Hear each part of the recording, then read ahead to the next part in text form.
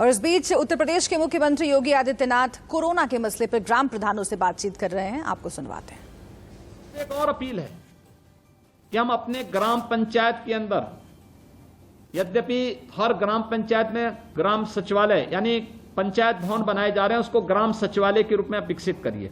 जहां पर कार्य चल रहे हैं तेजी के साथ उस कार्य को संपन्न करवा करके ग्राम सचिवालय का निर्माण समय से करते हुए हम एक व्यवस्था सुनिश्चित करें कि ग्राम सचिवालय का कार्य समय सीमा के अंदर पूरा होने और उस कार्य को पूरा करने के साथ ही वहां पे कंप्यूटर लगाना, इंटरनेट का कनेक्शन देना, गांव के ही कुछ युवाओं को उसके साथ ट्रेनिंग दे देना, जो गांव के लोगों को ही कॉमन सर्विस की सुविधा वहां पर उपलब्ध करवा सकें।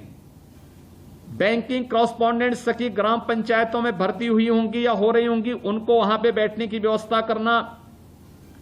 बहुत सारी गतिविधियां आप एक जगह से संचालित कर सकते हैं।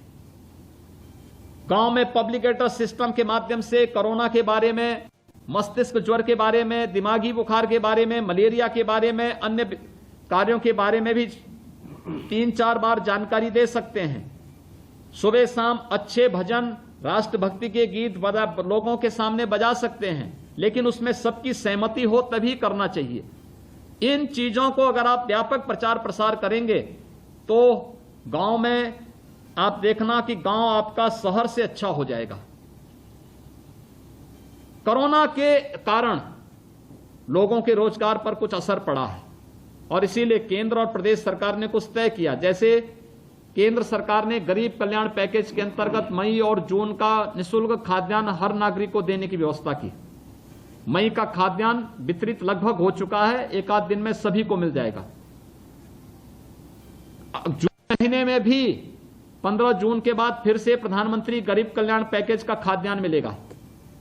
राज्य सरकार की तरफ से मई, जून, जुलाई, अगस्त ये 3 महीने का निःशुल्क खाद्यान्न हर एक नागरिक को मिलना है, हर जरूरतमंद को मिलना चाहिए और वह सरकार देने जा रही है। हमारा प्रयास हो कि कोटे की दुकान में हर जरूरतमंद को उसके लिए स्वीकृत और अनमन्य खाद्यान्न जरूर मिले, उसमें घटतोली न हो। अगर हम ये काम अपने गांव में बिना भेदभाव के करते, याद रखना अब आप ग्राम प्रधान बन चुके हैं, अब आपकी कोई पार्टीबाजी नहीं। जिसने वोट दिया वह भी, जिसने नहीं दिया वह भी आपका अपना है। यह समय है जब आप लोगों की सेवा करके लोगों का दिल जीत सकते हैं।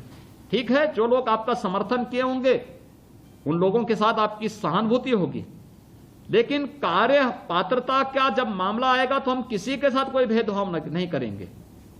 किसी का शौचालय, किसी का मकान, प्रधानमंत्री आवास योजना में, मुख्यमंत्री आवास योजना में मकान उपलब्ध करवाने की व्यवस्था, किसी गरीब को पेंशन देने की व्यवस्था, किसी विधवा को पेंशन देने की व्यवस्था, या फिर कोई गरीब है, बीमार है, कोई व्यवस्था नहीं, आयुष्मान भारत का कार्ड उसका बनवाइए, 5 लाख रुपए की स्वास्थ्य सुविधा उसको मिल सकती है, प्रधानमंत्री जी ने पहले से ही उपलब्ध करवाया है।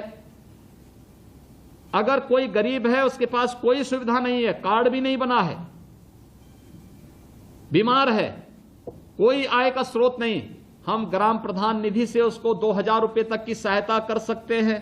यह व्यवस्था पहले से है। अगर किसी की दुखद मौत हुई है, निराश्रित है, कोई देखभाल करने वाला नहीं, या परिवार की आय नहीं कि वो अंतिम संस्कार कर सके, 5000 रुपए तक की सहायता आप ग्राम प्रधान निधि से उसको कर सकते हैं। ये इतने अधिकार आप लोगों के पास हैं, अपने इस अधिकार का हमें सदुपयोग करना चाहिए, लेकिन पात्रता का ध्यान रखते हुए। अगर हम इस कार्य को करेंगे, आप देखना आपकी लोकप्रियता उसी प्रकार से आगे बढ़ेगी जैसे शिवचरण जी ने लखीमपुर खीरी में निर्विरोध प्रधान बनकर के वहां पर उन्होंने एक नया कीर्तिमान स्थापित, 4थी बार ग्राम प्रधान बने हैं। ऐसे ही आप सभी के साथ भी जुड़ेगा और हमें उस दिशा में बेहतर प्रयास करने होंगे। कोरोना कालखंड में सावधानी और सतर्कता बहुत आवश्यक है। मैं आप सबसे अपील करूंगा कि हम हर व्यक्ति को इसके लिए सतर्क रखें, सावधान रखें, हर एक व्यक्ति को मेडिसिन किट उपलब्ध करवाएं।